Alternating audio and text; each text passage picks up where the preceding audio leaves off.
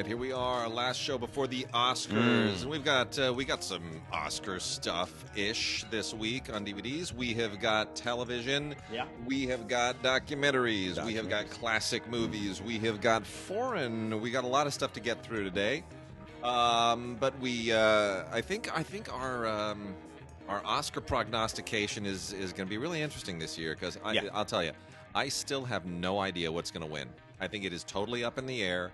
The new Academy class, the new membership, those thousands of new members that they admitted have totally mixed the thing up. They've changed the dynamic of being able to sort of figure out where the taste goes.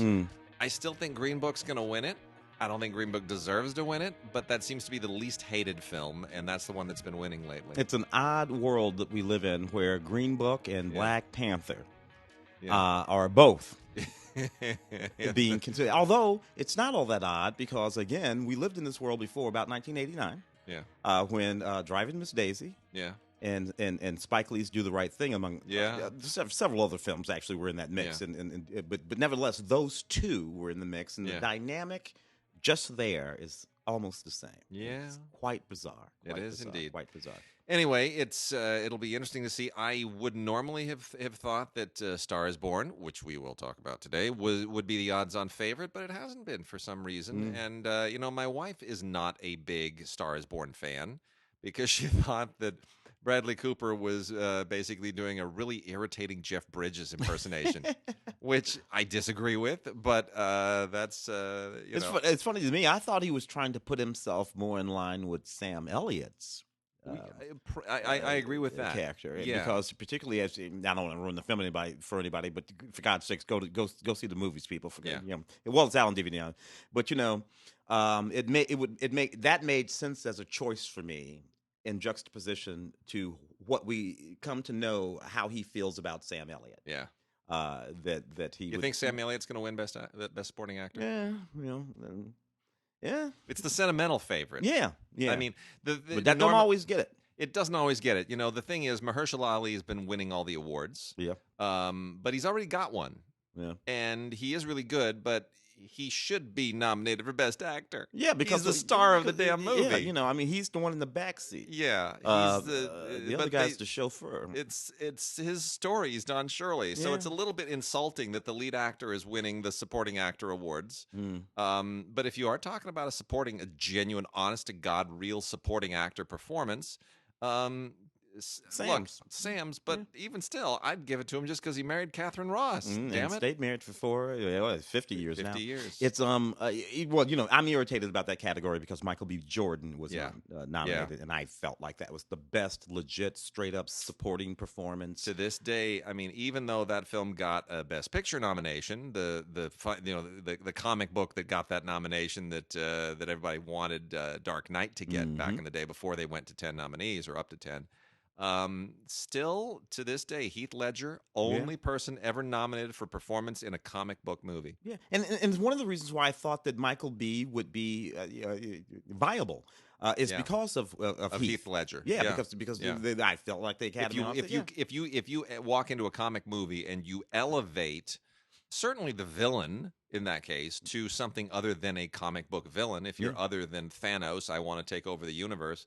Wrapped in CGI. If there's some, kind of moral nuance to it, which there was with Heath Ledger, and there also is with Michael B. Jordan. There's some real and interesting nuance there. But no, I guess not. Anyway, our gripes are there. So let's see where to start. I'm gonna. We ended on anime last week, and there are a few anime titles that didn't get to. I'd like to get to. So I'm gonna hit a few of these this week. Princess Tutu from Sentai and Section 23. This is so beautiful, and this really is quite a wonderful discovery. It's completely off the radar from what you normally get in anime. It's absolutely beautiful and wonderful and kind of poetic, and it doesn't have, it's not about spaceships and monsters or fantasy worlds or, rivalrous, goofy teenagers and schoolgirls and none of that stuff. Politics in high schools, it's none of that. It's it's like a fairy tale. It's like a ballet. It's like a light opera. It is really really lovely. It's called Princess Tutu: The Complete Collection, and it's about a writer who leaves his characters behind when he dies. And what does that mean? Well, that means that in a Pinocchio kind of a sense, the characters now need to find something to do. They need to sort of well, you'll have to watch it. It's worth checking out. It really is worth checking out. Princess Tutu, beautifully animated, and it really is. It's poetic. It's wonderful and it's beautiful, and it's totally unlike anything I've ever seen. We got 3 here from GKids, who is the go-to place for interesting animation these days. GKids releases a lot of anime, but they also release a lot of international animation. They've been getting Oscar nominations. You know, they're a really good operation, and they are releasing their own stuff now on DVD and Blu-ray. These are all DVD and Blu-ray combos. The first one is Lu Over the Wall, Lu, which is from the great director Masaki Yuasa. Very, very nicely. It has there's a real interesting look to this. This includes an interview and audio commentary with Yuasa. And there's just a really interesting kind of a throwback anime style to this. Everything more recently has been in the modern anime vein, which is to make it look more CG-ish, more three-dimensional, more textured, more real, more photorealistic. And what Yuasa is going for here is really throwback. Go back right to that Astro Boy look. We're going to talk about that in a second, too. Go to that Astro Boy look and just go very minimalistic and very, very colorful and very primary colors. And it's a wonderful little fable about a mermaid who joins a rock band, a teen rock band, and helps them become famous. That's basically all it is. But it's done with such a sweet fable-like innocence. It's really, really great. Also, with the similar look, is another Yuasa film, The Night is Short, Walk On Girl. This is about this is a very, very uniquely Japanese comedy. It is also very, very minimalistic. All takes place on one night in the city of Kyoto, where a group of teenagers go out and have a bit of an after hours kind of adventure overnight in the city of Kyoto. I'm not sure that this translates beyond Japanese culture, but it is extremely well animated, and Yuasa is absolutely wonderful. And there is also an interview with Yuasa here. And then there is Fireworks, which was in the running for our LAFCA award. And Fireworks is really, really gorgeous. It's beautiful. It's from the same people that did Your Name, which did win our award and was absolutely superb. And this is a genre film about about some teenage politics that go into an interesting supernatural direction. Let's just say that. Teen relationships that go supernatural. I know that it could apply to like 100 different other. How else would I describe this without giving away what it's really about? Gosh darn it! I don't even know how to not give you spoilers. Anyway, let's just say there's a MacGuffin that they find in the ocean, and it has remarkable powers, and it takes them on an adventure. I don't know if I can even. There you go. That's as far as I can go. Anyway, Fireworks is beautiful. It's absolutely beautiful. It's definitely worth checking out. So there's that. And then the last few here, we have the complete series of Astro Boy. I love me some Tezuka's Astro Boy. This is 16 hours of really, really fantastic animation, but this is not the original Astro Boy. No, not the black and white. No, this is the 2003 Astro Boy, which was an attempt to sort of reboot the character. And it's really, really good. I like the original black and white raw Astro Boy because it's where anime begins, It's the embryo that creates the whole genre. But seeing Astro Boy transposed from that into this is really nice too. It's I enjoyed that series. yeah, it was really, really good. So that's from Mill Creek, and it's 16 fantastic hours of the rebooted, reconceived Astro Boy. And then the last two here, one is a double feature of Memories and Metropolis. Metropolis from Osamu Tezuka and Memories from Katsuhiro Otomo, and they're both perfectly great. Metropolis obviously is the legendary film. It's the one that everyone remembers. Yeah. Memories is a little bit more under the radar, but this is from Mill Creek, and they had both titles, and they make for a really interesting double feature. It's worth checking out, and it's only on DVD, not on Blu-ray. If you already have Metropolis on Blu-ray, this is probably a rental just to get Memories, but otherwise it's a worthwhile release. And then the last one here is Red versus Blue, which is not exactly anime, but it kind of falls in with it. Red versus Blue, the Shizno Paradox. This is of course spun off from the Halo game. The Red versus Blue thing has been a thing for a while. It's all very photorealistic, all very gamer oriented. If you're not into Halo, you probably won't like it, but it's really, really well done and very intense. Fun. All right. TV. I got a couple of them. It happens to be animation here. So, Family Guy, a couple of special editions from the Family Guy people. Season 16, uncensored episodes of Family Guy. Oh, this my is gosh. what are you going to do? 20 episodes, all in a 3-disc set, big laughs, completely uncensored, deleted scenes from some of the more interesting directors who did some work on Family Guy. So, some really, really, really funny stuff here. If you are into the Family Guy business, this is some good stuff. Also, if you happen to like the big musical pieces that they do on Family Guy, this is Family Guy 20 Greatest Hits, which are 20 episodes of the ones that have the most interesting sort of musical performances. Too bad Mark's not here because I would throw these at his head. Yeah, he loves that this show. He loves that Family Guy. You look.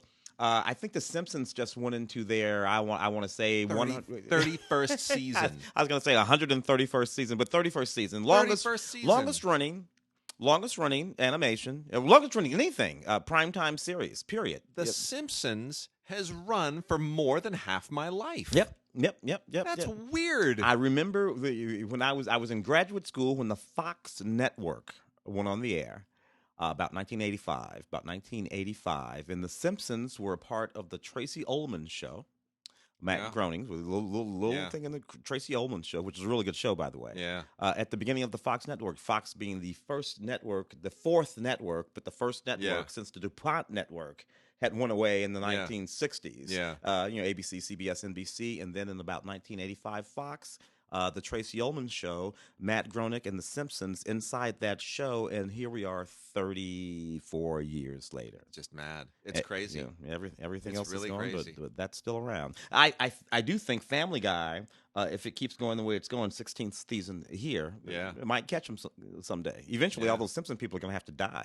It's nuts. They can't live forever. South Park may well wind up. South Park will be. It is interesting that it seems to be animation. Back in the Flintstones had a really long run. Flintstones was like 5 or 6 years. It didn't run longer than that. Yeah, but so I suppose live action we had Bonanza. It was Gunsmoke ran the longest of all the scripted primetime shows until The Simpsons. And then MASH had a nice long run too, but I think Gunsmoke was like 25 years or something like that. About 24, 25, 26 might have been, but yeah. Yeah, interesting. Yeah, we have a number of films from the miniseries masterpieces. Really great stuff that were on television stuff, mostly from the 80s and 90s. You have the Titanic. This particular one with Peter Gallagher and George C. Scott and Catherine Zeta-Jones and Eva Marie Saint and Tim Curry and Mary Lou Henner. You can just from the names of the folks who were in the series, you can pretty much place yourself in the period when this came out. But it's just another sort of example of the whole sort of Titanic movie. Interesting stuff. There you have Moby Dick played with Patrick Stewart at the helm of this, doing that sort of big Jean-Luc Picard kind of thing. Ted Levine also in the film. Neat little adaptation of Moby Dick. Scarlet, not Gone with the Wind, but Scarlet, right? Which is a sort of adaptation of the ideas in Gone with the Wind. here with Timothy Dalton and what was her name? She was married to Joan Whaley Kilmer. Oh yeah. I met her when she was Joanne Whaley before she married Val Kilmer. I told her that was a mistake, but she did it anyway. So Scarlett there kind of told from that point of view. The Odyssey with Armand Assante. Yeah. So these are really kind of neat. Armand Assante, Isabella Rossellini, Greta Sacchi.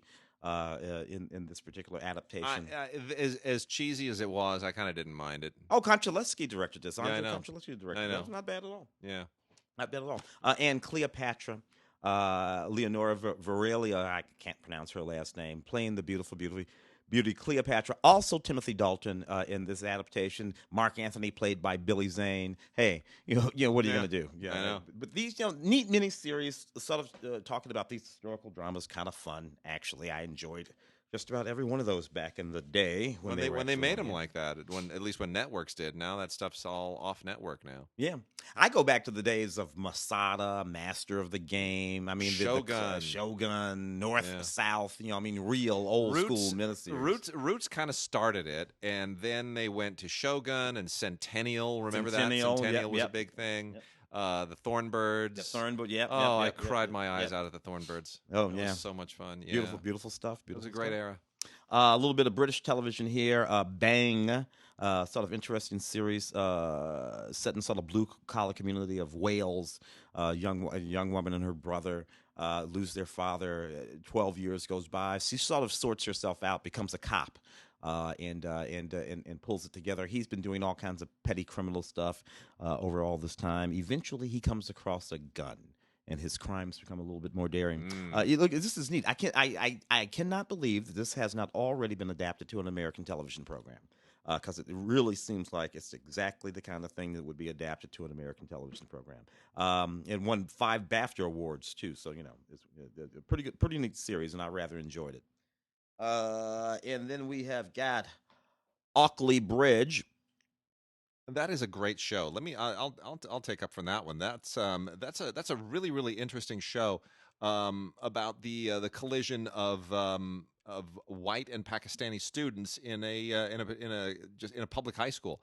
And it's that's a really, really interesting show because it gets into a particular dynamic that is I guess broadly in terms of the class and the culture and the race issues, you could broadly apply that to just about any culture, any society. There's an equivalent. There's an analog somewhere. But in this one in particular, it's just the casting. The kids are so good, and the writing is so sharp. Really, really, really super sharp. In post-Brexit England, a lot of these issues are coming to the fore for the rest of the world, things that England has been Britain has been dealing with for decades now, and. So this is very much kind of letting it all hang out. But I think the actors are just great. The kids, the families, the parents. It's a really, really terrific show. It's really, really getting good. This is 12 episodes on 3 discs from Acorn TV. Really sharp. Ackley Bridge, Series 2. Very cool. I am so happy to be able to talk about Doctor Who, the complete 11th series, because it stars a woman. Yeah, and I got to tell you, I watched all of this. I'm a big Doctor Who fan, and there was all kinds of back and forth about the whole fact that Doctor Who previously said ages ago, I have been female. Yes. It's not like this came out of the blue. No. You should have been ready for this. Just be ready. Yes. All that matters is do they have a good actor playing Doctor Who? Frankly, Doctor Who is going to have to make a few more interesting transitions over the. Yeah. You know what? The only thing I don't want Doctor Who to ever not be British. I only want Doctor Who to ever be British. He can be brown and British, female and British, but British. The Doctor Who must always be British. James Bond too, for that matter. Anyway, I thoroughly enjoyed the 11th complete series. I love the cast, the very interesting cast that they put together here. I love the guy that plays the grandfather in the series, and his black grandson because he's married to his grandmother. It's just a lot of fun to me, and plus I really love the adventures. The adventures were absolutely fantastic. I know exactly which doctors she's channeling. Yeah. And one of them is my favorite doctor, Tom Baker. I that's interesting. You mentioned that. It hadn't occurred to me, but I would agree. Yeah. Here's what's interesting to me about Doctor Who now, and to some degree you can say this about The Simpsons as well, is that these shows have now reached a point where the people who are writing for them grew up on them. Yeah. So there's institutional knowledge. You are writing, you're not imitating the ones that inspired you, but you sort of know the universe, you know the world. It's very clear that the writers on Doctor Who, these are people who know everything there is to know about Doctor Who. You're not going to stump them. You're not going to go, there was an episode in 1958 when the John Pertwee and the Daleks. Yeah, I know that one. I've seen it. I know it. I know. We referenced that in season, 37, episode 19, when we made the callback to, and you go, oh man, you guys know this inside out. Yeah. Like if you're a Doctor Who nerd, these writers they've got it all over you. Yeah. Yeah, because they are too. They are too. They are too. They Yeah. absolutely are too. Doctor Who, Jodie Whittaker, the first female Doctor Who. Yeah. Loved her in Broadchurch too, Jodie. She was great She's in that. great. I love her. She's just terrific. She was that's perfect casting. I Yeah. mean, really, they could not have picked a better Doctor Who. She's one of the best in years. Yeah. American Vandal, season 1. This was an interesting sort of satirical. I guess you'd call it a sort of satirical crime drama, right? Yeah. So in this high school, in this community in Oceanside, California, somebody the community is scandalized because somebody goes through and draws phallic symbols on several vehicles, 30, 40 vehicles, big phallic symbols. There's this one kid in the school that everybody knows as a prankster and a bit of an asshole and the kind of guy who would do that. Yeah. So everybody just decides he did it. His name's Dylan Maxwell or something, I don't know, and they expel him from school. The thing of it is, he says, "No, I didn't do it. I didn't do it." And he says, if you really knew me, you'd know that of all the things you've ever accused me of doing, I've never said I didn't do them before. Mm-hmm. So why would I start today? I did everything else you've ever accused me of doing. I did all that. I didn't do this, but they expel him anyway. Yeah. And his best friend decides, you know what? I believe him. I don't think he did it. And this is all about that sort of satirical investigation. It's actually quite funny and very sharp. And it's saying something about society and the way we put people in little frames and in contexts. And when we decide we know who they are, and we're not really paying attention at all to who they are. So it's kind of interesting in that way. Man, I love this. I love this. I love this. The Betty White collection, First Lady of Television, 40 episodes featuring Betty White in 2 very, very early television series that she did when she was very young in her career, when she really established herself as among the first ladies of television and comedy. In television comedy, and has held on to that position for the past close to 60 years now.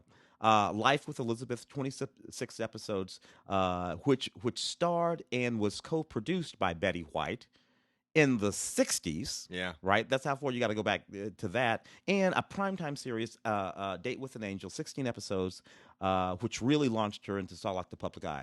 Betty White was stupid fine. Let me just lay that right out there. Just stupid fine. Yep.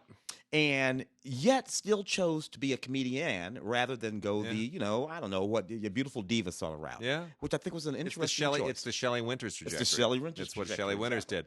She just turned 97. Yeah. God love you, Betty. Keep rolling. Keep rolling. And it's still funny. Yeah. Still funny. My favorite Betty White, work of Betty White, though, nevertheless, is the Mary Tyler Moore Show. Yeah, for sure. That Betty White on that show, Bird Dog and Lou Grant. Yeah. that was just wonderful for me. Yeah. Golden Girls and all of that. But think about those characters.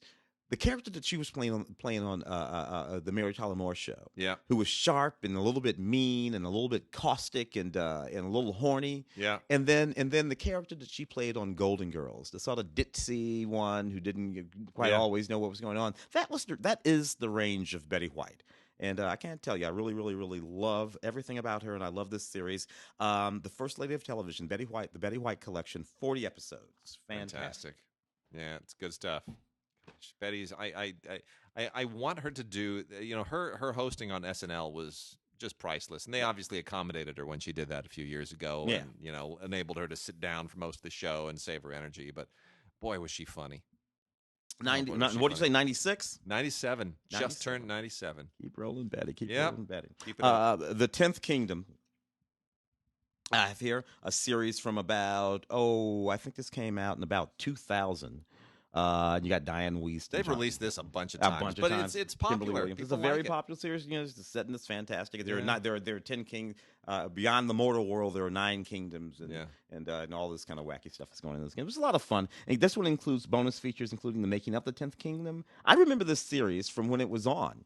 When it first came out, young Kimberly Williams, who played the bride in all those Father of the Bride movies with Steve Martin, is in this series, and Rutger Hauer, and just everybody. It's a whole lot of fun. The 10th Kingdom.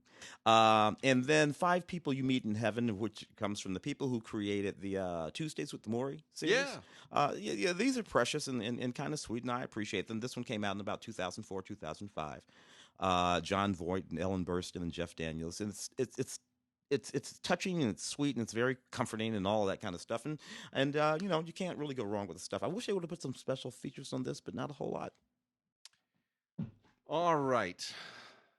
Here we go. New movies. And right at the top of it, Star is Born, 4K, Ultra HD. The film that I originally thought was going to be the Best Picture odds-on favorite because everyone loved it when they saw it. They loved it at Toronto. It got crazy rave reviews. Everybody loves Bradley Cooper, on and on and on and on. Directorial debut. Directorial debut. They love that, right? Kevin Costner and Mel Gibson, and you know all those directing debuts from actors. They always when they bring a passion project to the screen. They were back in the '90s. They were winning Academy Awards left and right. Yeah. And I thought, here we go again. That's what this is going to be. Hasn't quite panned out that way. Some people simply don't quite respond to the film.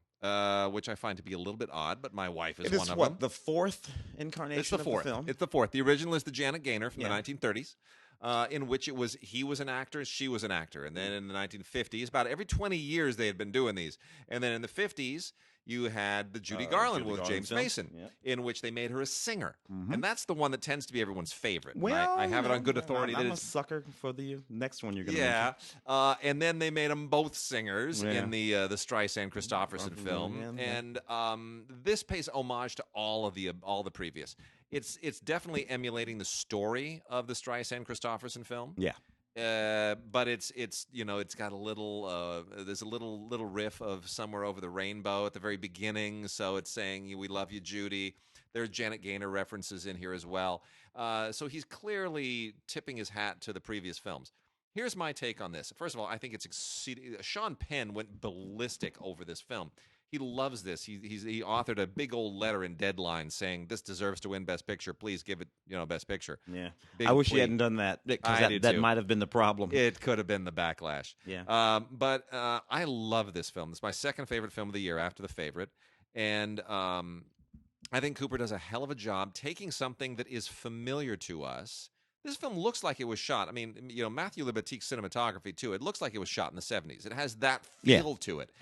And he does something that I thought would otherwise have been impossible. He takes something that is so familiar. We know this story, okay? We know this story inside out. The Artist, which won Best Picture, is even this story. It's a familiar story. We know the beats of this story. The one coming up and the one going down. We've seen it so many times. We know where it's going. We know everything about it. There are no surprises here. So why am I watching this? Here's why you're watching it. You're watching it because there are 3 or 4 emotional beats in here that are so pure and so true that even if you know they're coming, if the actor can pull it off, if the director can stage it right, if everybody is on the same page and they all hit their beats, you're going to sit there just awash in tears. You're just going to say that's a pure moment, and I can't believe how just beautiful and human it is. Every single one of those beats, Bradley Cooper nails it. Yeah. He absolutely straight up nails it. And the rest of the thing might as well coast. But it doesn't. It's really we talked about Sam Elliott. Sam Elliott is amazing in this thing. I mean, you've seen the commercials where he's blubbering, where he says, "You could demand the money I've been holding your ass all these years," and it's Sam Elliott going deep, man, and you want to cry. You're like, that's the Sam Elliott I wanted to see for 50 years. Well, you know what it is. Bradley is leaning into the melodrama. He is. And of course, with Lady Gaga at one end of it, she is melodrama. This was supposed to be a Beyonce film originally. Yeah. And Beyonce dropped out because I think she was pregnant, right? Yeah. That was what it was. She got pregnant, and then it was a whole thing. This was originally going to be Bradley Cooper and Beyonce. God love you, Beyonce, but you know what? Never would have got there. It wouldn't have worked as well. Never would have. And here's the reason why. The reason, and I know you're fond of the Streisand film. Mm-hmm. The reason I'm not so fond of the Streisand film is because Streisand. It's because of Streisand. She's standing there being Barbara Streisand the whole freaking movie. That's it. She's just standing there. I'm never like, I at no point do I go, a star. You're already a star. You're Barbara Streisand. Why are you pretending to be anything else? I never believe that she's anything other than Streisand. Yeah. Beyonce would have had the same problem. Yeah. It would have been the same problem. It would have turned into The Bodyguard, where Whitney is Whitney Houston through that whole movie. Yeah. Whitney Houston is not playing a character. That works in The Bodyguard because she's already a star when we meet her, so her Whitney Houston-ness. That's it. It works in the context of Beyonce would have done the same thing. She's Beyonce. There's no way that Beyonce can convince you that she is not Beyonce. Yeah. She cannot. It doesn't work. But Gaga, because she is such a chameleon, because we've seen her in so many costumes and so many outfits, and because she never looks the same twice. She's one of those people. She can chameleon into anything.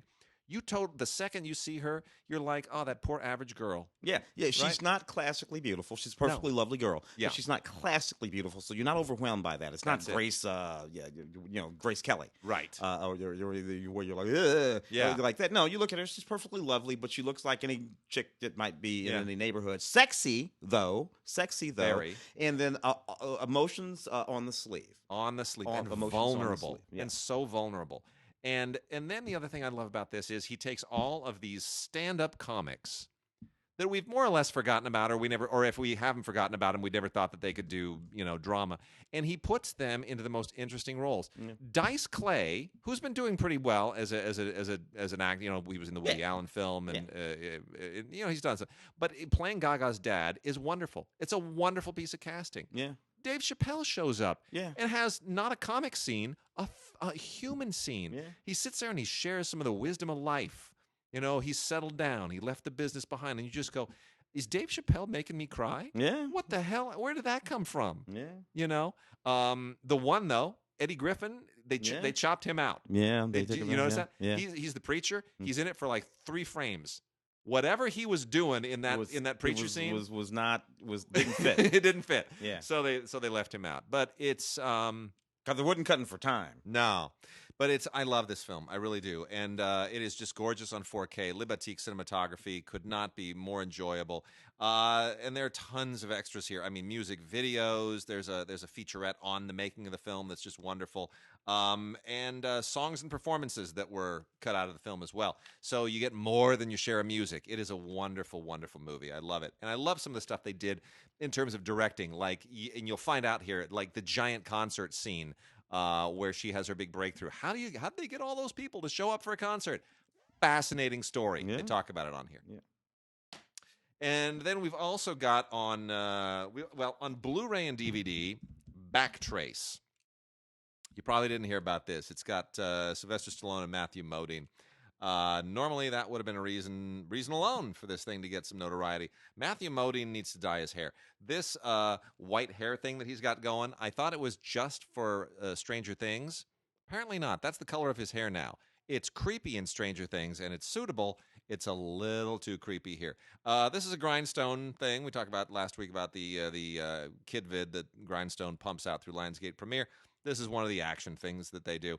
This is all, just macho stuff, and it doesn't really make any sense. Matthew Modine is a guy who he's a bank robber. Things went wrong. He winds up, with amnesia and is shoved into this psychiatric ward. And years later, there's a prison break thing that happens, and Sylvester Stallone is, the detective who's, got to work with Christopher McDonald, who's still around for some bizarre reason. And anyway, it's all, they got to recover the money, and there's a whole, none of it makes sense. It's narratively completely disjointed, and it's really just a reason to watch these stars if you like them. Kind of a standard Grindstone thing. And then the last new movie this week is another 4K. I don't quite know how I feel about this. This is a J.J. Abrams programmer, 4K Ultra HD Overlord. This is, the war genre mashup. We've got a lot of these. They're usually like Nazi zombie movies. There are a lot of those, the Troma releases and stuff. This is one of those done with kind of an A-list an A-list production value. Yeah. And Still didn't work. It doesn't really work. I mean, it bridges over probably more to something like Captain America, where you have that whole super soldier thing with the Red Skull and all that. That's kind of what's going on here a little bit too. So, but it doesn't really work. And none of these movies never really work. The only one of these that ever kind of worked for me worked because it was almost too artsy to ridicule, which was Michael Mann's The Keep in the 80s. You remember that? Yeah. You know, it's Nazis in a mountain keep and then like some giant zombie character. I never really understood where that guy with the red eyes, what he was or where he came from. Yeah. But it didn't matter. The whole thing was so slow and it had Tangerine Dream music, and I kind of felt like I better take this seriously because it's taking itself seriously. This doesn't take itself seriously. No. But there's a lot of extras here if you like this kind of stuff, some featurettes, behind the scenes stuff, and you know, it is what it is. But otherwise, J.J. Abrams produced Overlord, came and went, looks good, but it's not really my thing. Let's see what I got over here. A bunch of docs. You got let's hit some docs. There's some good docs there. I thoroughly loved Tea with Dames. I love this. I don't even care. All I needed was just get these great British actresses together, sit them down, give them some tea, and let them talk. And which is exactly what this. That's all I needed. What this is. For one thing, that's all I needed. I do not know why I had not sort of sussed out the fact that all of these women would know each other. You know, and of course they do. We're talking about Dame Ellen Atkins, Dame Judi Dench, Dame Joan Plowright, and Dame Maggie Smith. That's who we're talking about here. And one of them is a lady and a dame. I can't remember which one it was. It might have been Joan Plowright. And what they're basically doing is that they're at this beautiful, beautiful country house, and they are sitting around having tea inside and out, and talking about their long and fascinating careers, including some of the intimate details of their actual personal lives. Of course, Dame Plowright was married to Laurence Olivier for a great many years. And there's some funny talking about that because they all worked with Olivier. Yeah. Right. So they all have these funny conversations. Well, you were married to him, and when he directed me, and you know, and such. And they all have such wonderful stories about all, and it all has great clips of the stage work, and then and TV, and even some personal footage. There's footage in this doc of Joan Plowright at age 16, participating in some sort of little outdoor play pageant thing. And there she is, and she's just there for a moment, but you can see her face, and you can see that it's her face. You're like, she's 16 years old. Great. So this is just a wonderful document here. One of the things I love about this movie is that they talk about what it meant to not be traditionally beautiful in the context of their younger careers, and how that actually helped them in their careers. Yeah. Particularly Joan Plowright talks about that. None of the directors, none of the powerful directors or producers, they were not the object of sexual, so they were actually able to work because they weren't traditionally beautiful. Yeah. And they could do I thought to myself, that's so interesting. We think about that in the exact opposite here in Hollywood. What's also really, really sweet in this is that, Joan Plowright has failing eyesight. Yeah.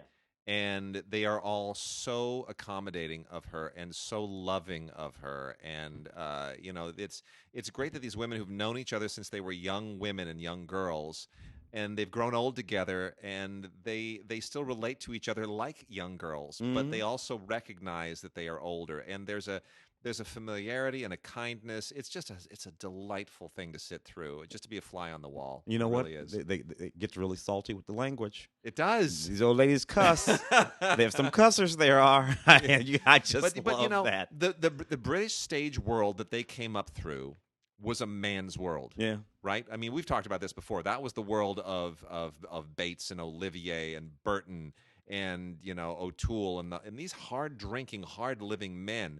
And if you were going to be a successful woman in that world, you had to be tough. But there's no other way to put it. These old broads are tough. Yeah. Yeah. And love them for it. Yeah, nobody ran over them. Interesting stuff. Really, really dug it. Studio 54, the documentary, filmed by Matt Triner. This is a really good sort of deep dive documentary about Studio 54. It sure is. And that whole little period. Not that long of a period, about 1977 to about 1980. I know. My dad took me to Studio 54 in 1978. Yeah. 78, 79, 78, 79. My dad took me to New York in 1978, and we just did New York. And he took me to Studio 54. My dad did all kinds of totally inappropriate things. Played at CBGB's, though. He got me a gig at CBGB's. Way to go, Dad. This is really just a very, very interesting documentary about this cultural time capsule of a place that captured a moment. It's a fascinating place. Of course, if you grew up when you and I were growing up, Wade, on the cover of all of the magazines, we would see who's the little girl, Drew Barrymore. Yeah, I think she was 10, 12 years old, something like that, bumping around Studio 54. It's an interesting little document. This does not exist today. Whatever couldn't exist today. Nutty places are out there. Couldn't do it. You're not Studio 54. No. You're feigning and faking, and that's all you are. Couldn't do it today. Studio 54.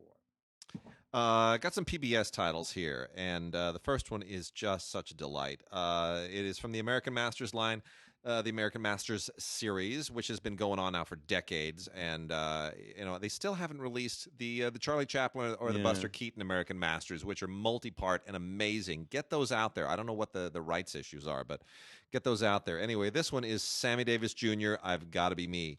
I so love Sammy Davis Jr. It's just unbelievable. I love all the Rat Pack guys, but I got to be honest with you. Sinatra, even though he was the king of that crowd, not my favorite voice of all of them. Sammy is my favorite voice. Yeah. Dino, number 2. Yeah. Those are the two that I absolutely love. But honestly, as a singer, none of them could match Sammy. Sammy had more energy. He had energy, he had power, he had range, and he was little. And he could do it all while he was dancing. Oh, it's unbelievable. It's such an unbelievable talent.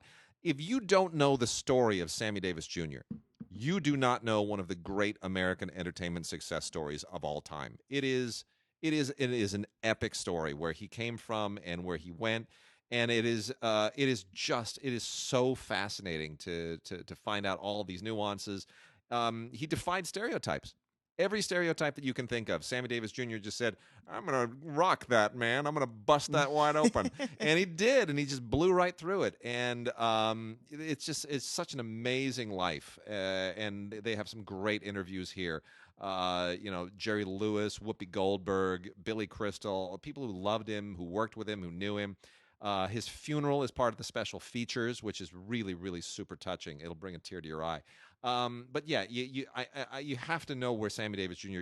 Came from to really appreciate just the magnitude of his accomplishments and what he meant for American music at a really crucial point in time. Yeah. When you consider what he meant to both black and white audiences of the civil rights era. Very complicated story. Really. Very complicated relationship with the black and white communities. We just got here. We had just got here when the film Tap. Yeah, which is Sammy's last film, Gregory Hines' film, was coming out, and I did the junket for Tap. So I got to meet Sammy Davis Jr., who of course lived in Beverly Hills anyway. I used to drive past his house all the time. Yeah, there, and then he passed away, and all of that sort of went down. Frank was still around.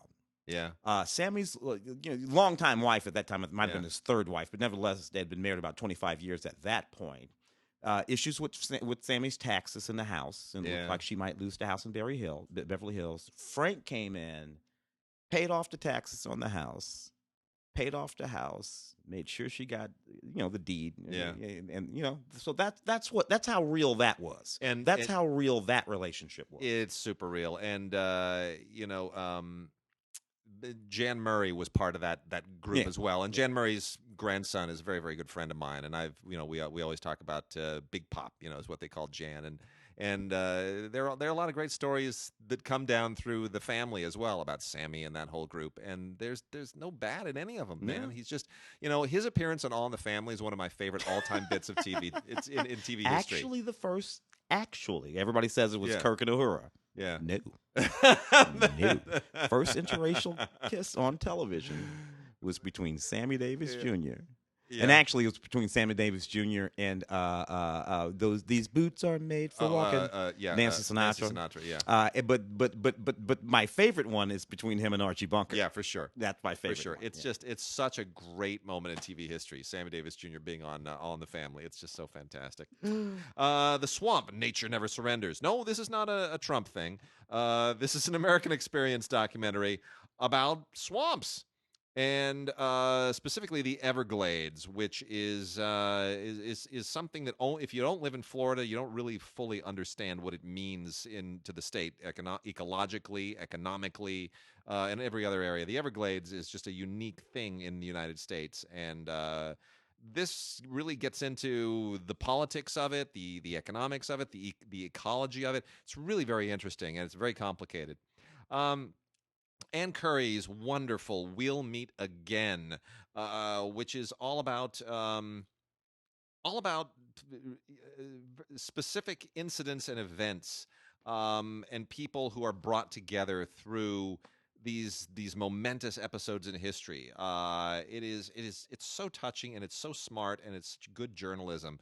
And I love Ann Curry, and I'm just glad she's doing things like this. Some of the most touching stuff here: Heroes of 9/11, The Lost Children of Vietnam, and Rescued from Mount St. Helens, which is just that is just such an amazing story.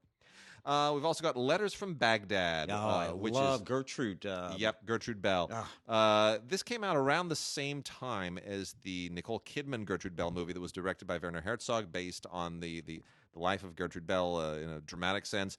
Not a good movie, I'm sorry to say. Gertrude Bell basically is often called the female Lawrence of Arabia. She intersected with Lawrence. If you saw the Herzog film, you know that. She intersected with Lawrence at certain episodes in their respective careers and involvements during World War I in the Middle East. But Gertrude Bell is equally as fascinating, if not more fascinating, than Lawrence. She dealt with, he was a military genius. She was a political genius. Yeah. And frankly, we can attribute a lot of the mess in the Middle East today to what Gertrude Bell did at the time. Literally drawing lines. Yeah. But maps, creating countries that didn't exist. But frankly, that's sort of the fault of everybody that inherited it from her. She didn't create the mess. She just sort of created the situation that we failed to fix. What she did at the time really helped bring the war to an end, bring victory to the Allies. Really just an astonishing life, where she came from, how she fell in love with the Middle East. I mean, it's just a beautiful documentary. It really is. And an extraordinary adventurer, obviously. Tilda Swinton doing the voice. An extraordinary adventure, obviously. Her writing, absolutely beautiful. Oh, and amazing. An amazing photographer. It's phenomenal, right? She's all of these things. I know. Any one of these things would be extraordinary. Yeah. She was extraordinary at all of them, and then was effectively an ambassador, a politician of sorts, too. And by the way, think about this a second. This is Gertrude Bell, this woman, this English woman, engaging Arab men from the beginning of the last century. Who didn't even talk to women. Including their own wives. But Gertrude was engaging them on the highest possible political levels. It's very, very fascinating. And Tilda Swinton, perfect for the voice. Yeah. It puts you right into who she was. It's really good. I thoroughly enjoyed that doc. After Auschwitz, this is a very interesting film. And in the way it is constructed, what it does is it picks up with four women, two women who were liberated from Auschwitz, and it follows them for the next several decades of what happens to them after liberation. Generally speaking, when you watch something about Auschwitz or one of the camps, when you get up to liberation, the Allies come in, they liberate, and that's in, and we see all these skinny people walking around, but we don't really talk about what happens next to these people. They had no home in Europe anymore. And they had to figure out a way how to make a way for themselves wherever they could possibly go. Very often they ended up in Israel. Some of them obviously immigrated to the United States, but their lives were very difficult. Just think about, we talk today about post-traumatic stress, the post-traumatic stress of our soldiers. Think about the post-traumatic stress of having been in Auschwitz but survived. This is a thing that I often raise, because I am, my mother was a war refugee, so I grew up with all those stories, and you you very quickly become acclimated to the idea that we like to put a happy ending onto a lot of things that don't really have a happy ending. One of which is, yay, you know, that murderer was brought to justice. Well, yeah, but now the family of that murderer has to figure out how they pick up the pieces and move on. Yeah. You know, now, you know, when a war is over and people are liberated, but they still have to live their lives, and now their lives have changed. I mean, you know, all of these things are sometimes it's a more interesting consideration what comes after the resolution. Yeah, and that's what I like about that film. It's all really of good. all of that loss, not just of not only did they lose all their stuff, all of that family. Sometimes lost right before you. On the heels of that. Then let's talk about Cohen Media Group's presentation of Spiral. Yeah, which is about how over the last 2 or 3 decades there has been an actual rise in anti-Semitism, mostly in Europe, very specifically in France. And not just the sort of talk anti-Semitism, which is what it started with about 3 decades ago. About 2 decades, over the last 2 decades, it's been about physical attacks against Jews and synagogues. it never really went away. It never really went away. I mean, look, we can trace this all the way back to the Dreyfus Affair, if you want to do that, True. You know, or and before, for that matter, but certainly to the Dreyfus Affair, and how that has, with the rise of some sort of right-wing fanaticals. I suppose we can pin some of this on, if not Marie Le Pen, certainly her father. Yeah. Opening up a chasm for these people to flow through, exploiting a lot of the simmering, the festering. Look, yeah, I mean, the history of Europe is deeply problematic in terms of lingering anti-Semitism. It goes back centuries. It's deeply ingrained in the culture, and it never really went away. Yeah, and you know, Germany was the country that acted on it. But, you know, the great nasty secret in so many other countries is that when they went into Poland, they were happy to give up their Jews. They went into France, they were happy to give up their Jews. And that's there were only a handful of countries that mostly the Scandinavian countries that pushed back and said, nope, we're not gonna play that game. Yeah. So Europe has to really still wrestle with a lot of that, and I don't know they've reconciled themselves. No, to it. not even close. Now, and ironically, of the European countries that has dealt with it, Germany is the one that's dealt with it the best. As opposed to France. France has dealt with it the least, you know, which is an interesting thing. Moving on to something lighter, Antonio Lopez, 1970. Sex, Fashion, and Disco. Antonio Lopez was an extraordinary fashion illustrator in the late 60s and early 70s. Yeah. He was just I was a fashion kid back then, and always sort of like going through the pages of Elle and Vogue, because I've just always been that guy. And most of the illustrations that I was looking at during that period, 1970, 74, 75, were illustrations done by Antonio Lopez, who was just an absolutely dazzling New York raised Puerto Rican, raised in the Bronx. He was an absolute arbiter of style and fashion back in the day. He is credited with discovering Grace Jones, Jessica Lange, Jerry Hall. He hung around with Karl Lagerfeld and Yves Saint Laurent. And if you when you see some of the archival footage in here of the illustrations he did, you're going to know them right away. You're going to know them immediately. Because they influence fashion and style right to this very day. So this is a very interesting person. And, you know, we don't always. It's very interesting that sometimes the people who are behind the scenes of these sort of major cultural shifts, we don't know who they are. Yeah. This is one of those guys. You know, there's probably something that you wear that you love that Antonio Lopez convinced you was really cool. Fantastic. 3 interesting docs here. One is Far From the Tree. Far From the Tree, it looks at the idea of what constitutes a normal family, and it focuses on several different families who all have a situation where the parents are wrestling with how to, with the fact that they have a child who is different, who fell, quote unquote, far from the tree, who presents certain challenges, and they're all different. One of them, the child committed a horrible crime. In others, they have physical afflictions, Down syndrome, autism, dwarfism, right? And it's a little disjointed in the fact that there isn't much that holds these families together. But at the same time, that's also the power of the film. So if you can kind of get over the fact that it's very episodic in that way, and that there's no sort of binding theme other than the fact that these are all families looking for some path to find a way to be normal in a world that says that you're not, then there's a lot of value in this. It's very, very human, very touching. We've also got the Sunday sessions, which is very timely, actually.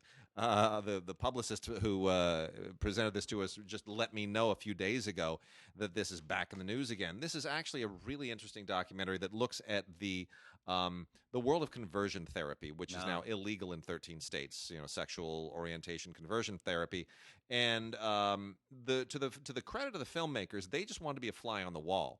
This is people who desperately want this to reconcile their sexuality to their religious beliefs in many cases. They weren't going to be judgmental. They were just going to enter this world and point the cameras and let you see and experience what this is actually all about, as opposed to editorializing it and arguing about it in some kind of a context. And the filmmakers have a point of view, but they feel like it's more powerful to present this without the editorializing, which is a very Maisleys thing to do. That's what the Maisleys really pioneered. The brothers, yeah. And boy, it is really powerful, and it's worth watching and discussing and debating. It really is, because it raises issues that are not easily answered. And what's significant here is that the figures involved in this film have since filed a lawsuit in Florida to overturn certain local laws, I believe, there that have banned conversion therapy. So they are filing lawsuits. They're very litigious about trying to make sure that conversion therapy, whatever the medical establishment says about it, their position is that this is a right, and that some people want this for themselves and have a right to seek this therapy out if they want it. It's going to be a very interesting legal landscape for the foreseeable future as to where that goes. But if you want to discuss the subject in any kind of an intelligent way, you need to see this, because this takes you right inside it, and it shows you exactly what goes on and what this therapy consists of. And I can't imagine that any two people are going to see this in the same way. But it's really bold filmmaking. Narrative film that we thought we would have been talking about this, in the past Oscar season. Boy Erased, Lucas Hedges, yes, Russell Crowe, Nicole Kidman. That subject. This is better. Yeah. It is. And then Gary Winogrand. Oh, my gosh, what a wonderful documentary this is. Gary Winogrand is one of the great street photographers of the latter half of the 20th century. Amazing figure. And his photographs are just magnificent. They define primarily New York. I mean, they are part of the history of New York, the modern history of New York. But here's the other interesting thing. And I'll tell you nothing else about this doc other than this. Gary Winogrand's career takes a very interesting change when he comes out to the West Coast. And his photographs change. And a lot of people used to say, oh, it's sloppy, and he was just getting old and lazy, and he came out to L.A. and so forth. No. There's a reason why his photography changes. And they do there's some amazing forensic detective work that they do to figure that out. And so help me, you are going to do just like I did. And in that moment where the reveal is, you're going to start crying, and you're just going to bawl, and you're going to have this appreciation for him and his eye and his photographs that you never had before. Gary Winogrand, amazing figure. Gary Winogrand, All Things Are Photographed. Beautiful documentary. Wow. Got a few over here. Let's see. I think I'll do the new ones first. Okay. For new ones, so to speak. If the 25th anniversary edition, Hugh Grant, Andy McDowell, and the Mike Newell film For Weddings and a Funeral, which still plays, by the way. It runs on television about every 25 seconds on one of the movie networks that I constantly have playing in my house. I'll look up, I'll see Hugh Grant with that floppy hair and that sheep. And it's just really, really, really. This was just a wonderful movie from a period in time when the British were just cranking these things out left and right.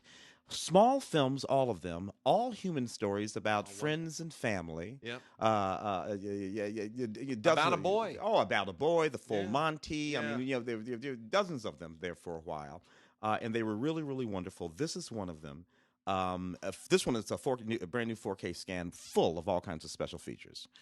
So you get the movie, but you also get everything that you can think of. A couple of different featurettes, deleted scenes, promotional spots, and materials. 25th anniversary of 4 Weddings and a Funeral. What the heck, man? I love it. Where the hell did the time go? I know. Time go. 4K Ultra HD set of Predator 4-movie collection. Here, you get Predator, Predator 2, Predators, and The Predator.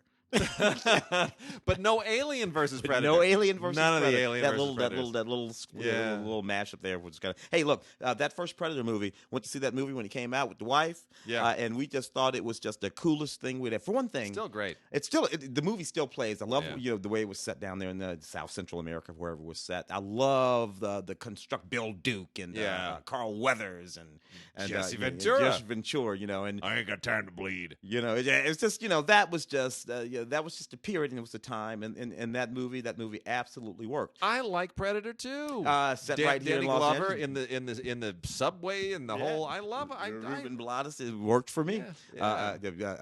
Gary Busey, running through the movie. Did the junket for that one too. Yeah. But by that time, I was here. Yeah. And I think I did the junket for the next 2 of these as well. Anyway, I even liked the third film. Predators. I even liked Predators. I thought there was a lot of cool stuff in that one. The only one I don't like is the Predator. The Predator, yeah. Which I thought was a mess. But and they've done 2 more since then. At the Alien versus Predator. Yeah, they've only done those. But the Predator just came out, in December or whatever it was. But I mean, look, if you want to be a completist outside of the Alien, the AVP universe, that's a nice 4K box set. It really is, and it's probably more Predator than any one person should ever consume in a sitting. But hey, why not? Oh, wonderful, wonderful, wonderful. Now to some. This one is from the Warner Brothers Archive. Did you have those Warner Brothers? I got the Warner Archive. Let me give you that one too. Then, since you got the Warner Archive stuff, I'll let you knock that. Yeah. Well, actually, let me do the Kino stuff first. Okay. And then we'll wrap up. Then I'll give you that one too, because that's one of your Kinos. Thank you. So the first of the Kinos here is they're all studio classics except for this one. This is a Kino Classics. This is from the F.W. Murnau collection, The Haunted Castle and the Finances of the Grand Duke. Not absolutely top tier Murnau, but it's it is early Murnau. It's before the other ones. Yeah, this is useful because you are learning where Murnau came from. You're familiarizing yourself with his style, with the evolution of his craft. So from a film historian standpoint, these are worth checking out. 1921, The Haunted Castle. 1924, The Finances of the Grand Duke. It's pretty, it's pretty evolutionary Murnau stuff, but it has the expressionist style. It's the Weimar thing going, so it's definitely worth checking out. So if you're a Murnau completist, definitely add that. Some good old melodrama here in Desert Fury. Desert Fury is a really interesting film, and this has a commentary on it with film historian Imogen Sarah Smith that gets into all of this. This was written by Robert Rossen, who, of course, went on to be a much bigger director in 1947. Lewis Allen directed it, good programmer then. This was just a Paramount Western at the time, but it's kind of a... It's a Western and it's a noir. And people forget that noir is not a genre in itself, but it can be applied to any genre. That's correct. Which is why it shows up in that movie right there. That's correct. So, and it's a bit of a gangster film. It's got all of those elements in it, and it also has all kinds of really interesting sexual subtext, especially homoerotic subtext and stuff that wasn't immediately evident to audiences of the day, but it was definitely in the book. The book, if you've read it, by Ramona Stewart, is apparently quite a scandalous thing. But everybody who's in this, Mary Astor and Burt Lancaster, they're all just playing it straight. But this is quite a kind of a legendary and scandalous movie. Also scandalous, but not quite so legendary, is Randall Kleiser's Summer Lovers. Yeah. Randall Kleiser did The Blue Lagoon and then did Summer Lovers, which basically consists of taking Peter Gallagher, Daryl Hannah, and a lovely actress who went on to do nothing, Valerie Kennison, and let's send them to Greece and have them frolic around half naked and just have a good old time. And anyone looking for some titillation in 1982 was likely to get it. Yep. And that was it. That's all there is to this thing. But Kleiser does a commentary, and there's a trailer and a featurette, and it is, it's more an artifact, but it's of its time. The Rover, Terrence Young's remarkable The Rover. What a great movie this is. What a fantastic cast, too. Anthony Quinn, Rita Hayworth, Rosanna Schiaffino, and a really great commentary here with Lee Gambon and Eloise Ross, two fantastic film historians who take you on an amazing journey of this very, very underrated movie from 1967. This is very interesting for me because it all kind of takes place in the right after the French Revolution in the port of Toulon, where I actually lived in the mid 1980s, and I know Toulon very, very well. So it's a very interesting thing. Anthony Quinn plays kind of a rogue guy who shows up with a very particular message at this time. Right now, the French Revolution is cutting people's heads off, and there's a let's just say he's a rogue and he's a scoundrel, and I don't want to quite compare this to the Scarlet Pimpernel, even though it deals in some of the same stuff. But it has Scarlet Pimpernel-y aspects to it, but it's darker and more brooding, and it has more twists and turns to it, oddly enough, which are quite interesting, and it also dovetails with history in a very interesting way. Just that whole world of post-revolutionary France is really quite chaotic and very, very interesting. And the thing that is most compelling about this is the Ennio Morricone music, which is beyond beautiful. Yeah. But yeah, it's a really, really good film, The Rover. Worth checking out. A Bill of Divorcement with Maureen O'Hara and Adolphe Menjou. This was a little bit of a thing in 1940. Dealt with a lot of things that were kind of scandalous at the time. People who were in, mental institutions and divorce and family stuff that is, that's a little bit, that we don't even blink at now. But it was kind of a thing that you don't want to talk about publicly at the time, so they brought it front and center in 1940. The most significant thing about this is that it was directed by John Farrow, father of Mia, who of course had many of his own scandals. So it's again an artifact of the time, worth checking out. The first electric western is how they dubbed Zachariah when that was released in 1971. Very much a psychedelic western of sorts. They did a beautiful job doing a new 4K scan of this from the original negative, and it looks beautiful. It's absolutely fantastic. It's as good as this film's ever looked. I've seen this over the years at some revival theaters, and it always looks just dead. It's like drained of its color and everything else. Their restoration and new scan of this is just perfect. There's an interview with Josh Rubinstein, who's still around, and from the movie, the actor, and then audio commentary with film historians Howard Berger and Nathaniel Thompson. All very nicely done. And then the last few here are all very, very touching. Walter Matthau in Koch, which was directed by his buddy Jack Lemmon. Yeah, such a sweet movie. One of the few that they worked together on, either on screen, off screen, whatever it was, that dealt with aging in a really, really tender way. And it's just about an aging guy and trying to hold his family together. And it's just a sweet movie and one of Matthau's best performances.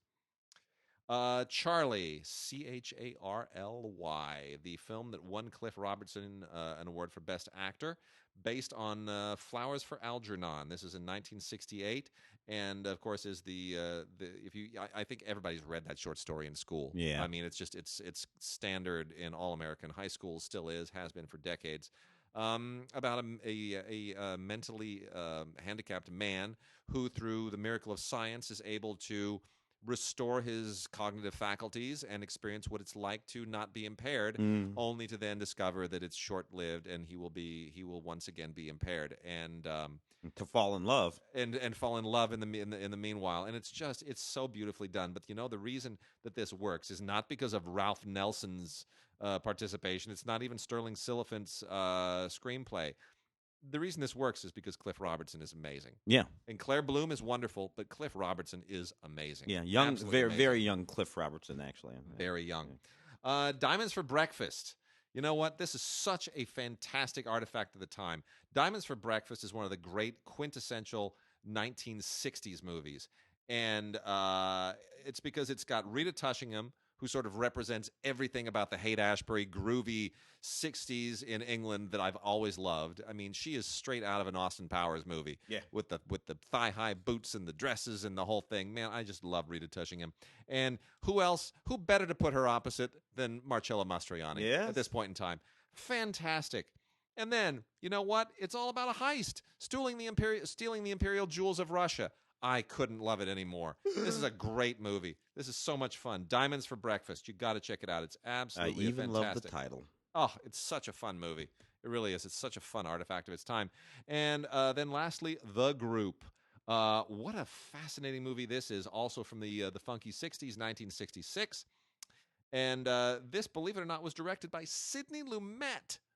Well, yeah, Sidney Lumet. Okay. It's a totally uncharacteristic Sidney Lumet movie, but it is. It's kind of a, it's a battle of the sexes movie, is what it is, and it puts together quite an amazing cast to kind of wrangle all of the stuff that they want to talk about here. It's a huge ensemble thing, and it breaks it all down between the women and the men in this giant battle of the sexes thing. And what an amazing cast. Among the women, they've got Candice Bergen and Shirley Knight, Jessica Walter. It's really, really fantastic. And then the men, holy cow, Larry Hagman, who had been in Failsafe for Sidney Lumet and was so good in that. Hal Holbrook, Richard Mulligan. I mean, it's a wonderful movie and a wonderful cast, and totally like unusual Sidney Lumet. Yep, it really is. Yep, not well remembered that one, but I thoroughly enjoyed it. It's good. I had one more little one over here. I want to knock it out real quick to just take care of it. Return of the Vampire with Bela Lugosi. Bela Lugosi not playing Dracula in this movie. But nevertheless, going to end up playing the vampire. Neat movie because it starts in 1918. This family is actually being, terrorized by this vampire. But they drive a railroad stake through his heart. You'd think the movie would be over. But he is, of course, the undead. Fast forward to around World War II. The Germans are bombing, and a bomb shakes loose that railroad spike, and now we got the vampire back. That's so clever. And the other clever thing they do in this movie is they make his sidekick a werewolf. Nice. Now you got your vampire and your werewolf in the same movie. Before the Twilight Saga. Yeah, that's just what I'm telling you, man. It's really, really great. It's a neat movie. Bela Lugosi, doing the vampire thing the way he always did it. Pretty neat. Directed by Lou Landers. Lou Landers is one of those guys who directed probably close to 300, easily 200 or 300 movies, or shorts or something like that. One of those super duper ridiculously prolific guys whose career crossed over just about everything that you could think of. A real sort of William Bodine or Sam Neufeld kind of guy. But this is neat. Check it out if you get a chance. The Return of the Vampire, Bela Lugosi. Special features include a commentary with film historian Lee Gabon. It's really neat. Check it out. And we're going to close out on some Warner Archive titles. The first one is Men Must Fight, which is the only one that's on DVD. That's DVD-R, manufacture on demand in the case of all of these. But Men Must Fight will be of interest to just about anybody who wants to kind of dive into the this early. I don't know if this is pre-code. This is like right in there. This may be right at the end of the pre-code era, but it's certainly, there's nothing necessarily objectionable about it. But it's a really interesting story because it's pre-World War II, of course. And there's something very prescient about it because this all takes place, it's sort of around World War I. And given what's going on in the early 30s, I think everybody realizes that another world war is definitely a possibility and very much in the offing. And with that history in mind, this will have some resonance. So even though this is not a political thing, it's sort of, that's the subtext to all of this. And the political subtext here is quite compelling. So it all takes place in the early part of the First World War, and how all of these political machinations impact these characters and their families, and in a way, it's sort of looking down the line and saying, "Is this going to happen again to us?" And it's kind of an ominous thing. On Blu-ray, all the rest of these are MOD Blu-rays. This is one I never expected to come out from Warner Archive, but I think it's interesting that it did because it's kind of timely again. Judgment Night. Do you remember Judgment Night? Oh, absolutely. Yeah, Yeah. Stephen Hopkins, who would go on to do The Mummy, and I rather enjoyed that film. It was issues around it at the time. Well, the issues is this. It's four guys. Jeremy Piven is the only one that didn't make the poster at the time, and he's probably more successful now. He's a more known name than any of the rest of these at this point in time, because Stephen Dorff and Emilio Estevez and Cuba Gooding Jr. have all kind of went up and come down, and yeah. Piven, went on to have a huge career on television, obviously. Encore and Mr. The Suffrage, yeah. So in any case, they're four guys. They're in Chicago, and they're just driving around, and they're in the bad part of town, and they witness a murder, and next thing you know, they're up against Timothy Leary, who's the guy, the murderer, and he's not. What do I do with you now? Do I have to kill you? And it's a little bit of an exploitation film, but it's dealing with issues that suddenly seem a lot more timely. Than they did then. Yeah. Then we've also got the prize. The prize being the Nobel Prize, starring Paul Newman, and this is kind of a weird attempt to make a James Bond movie starring Paul Newman centered around the Nobel Prize. Yeah. It's a little bit of an oddity, but it's kind of fun at the same time, based on a very silly novel by Irving Wallace, and it's directed extremely well by Mark Robson, who was one of those guys in the 60s that did, really great widescreen, muscular movies, and has a very solid screenplay by Ernst Lehman, who of course would go on to do The Sound of Music. Check it out just for Paul Newman, because Paul Newman's great. I don't know the story works quite that well, but Paul Newman is he's just so unbelievable. That face, man. Like a face chiseled by Michelangelo. Yeah. You go to museums and you look at those statues and you just think they look like Paul Newman. Yeah. Or you wish you looked like Paul Newman. Young Paul Newman was a ridiculously beautiful thing to look at. It's funny because most people, when they talk about, if you just about handsome men, a lot of for contemporaries, they go to Robert Redford, right? Who's a handsome man. I'm not crazy. I know Robert was handsome. I'm not saying Robert wasn't handsome. No, but if you look closely, Paul Newman was way more beautiful. Oh, yeah. Yet he still had this manly thing about him. Hud. Yeah. That guy, he could pretty play... man, but you felt like he'd punch you in your fucking face. That's true. It's that thing, you know what I mean? Then we also have the giant behemoth. Oh my word! When they were making all these crazy monster movies, this was kind of a follow-up for Eugene Lurie to his film The Beast from 20,000 Fathoms, which of course are all sort of stop motion Harryhausen knockoffs, and this is silly. I mean, it's the only difference here from any of that is that this thing is attacking London and not Godzilla attacking Tokyo. Swap the giant behemoth in for Godzilla, swap London in for Tokyo. That's what this movie is. And it's fine. It's much more interesting because of the commentary, where they got Dennis Muren and Phil Tippett, legendary special effects guys, to sort of talk about why this is part and parcel of the history of our special effects today. And that's very interesting. So the commentary is the thing here, not so much the movie. The last two we will talk about this week, a couple of old Tarzan movies.